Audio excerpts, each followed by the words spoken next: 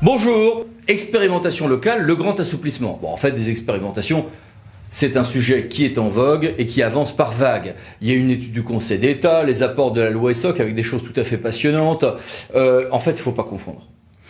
La loi ou des textes réglementaires peuvent prévoir des mesures expérimentales, voire même sans entrer dans ce cadre-là, des ajustements ici ou là. Voici quelques exemples. Et là, on est notamment dans le cadre de l'article 37.1 de la Constitution.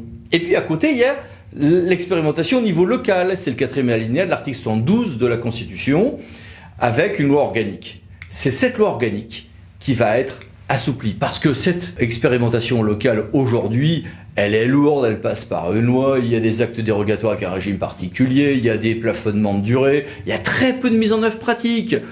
Même celle sur le RSA qui a été réussie, ou à peu près, s'est arrêtée avant terme. La procédure est lourde, contrôlée et donne lieu à plein de blocages. Voici quelques exemples.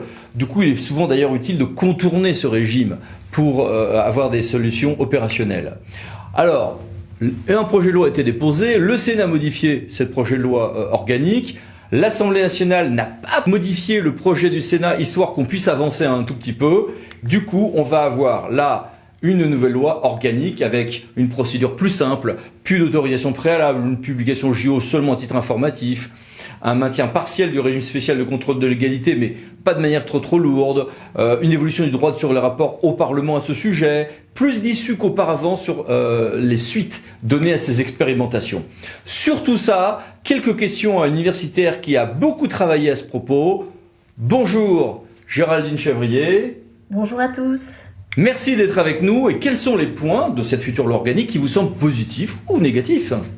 Concernant les points positifs de cette future loi organique, en premier lieu, il y a une entrée plus rapide dans le dispositif, puisque la loi indiquera les catégories de collectivités, les conditions qu'elles devront respecter pour pouvoir être candidates, et que la collectivité n'aura qu'à délibérer de façon motivée pour entrer dans ce dispositif à la date prévue, sans autre texte acceptant cette candidature. Plus fondamental, le législateur pourra toujours généraliser ou abandonner l'expérimentation, mais il pourra aussi conserver le bénéfice d'une expérimentation aux collectivités pour lesquelles cela aura fonctionné, voire l'étendre à quelques autres collectivités qui seraient dans une situation semblable.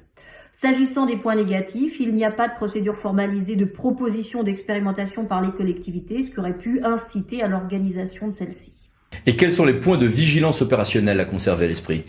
Les points de vigilance à conserver à l'esprit sont de deux ordres. Le premier, c'est de se souvenir que la collectivité territoriale va, lorsqu'elle va expérimenter, adopter des actes juridiques qui vont se substituer à la loi. Ça implique par conséquent d'avoir quand même une certaine ingénierie juridique.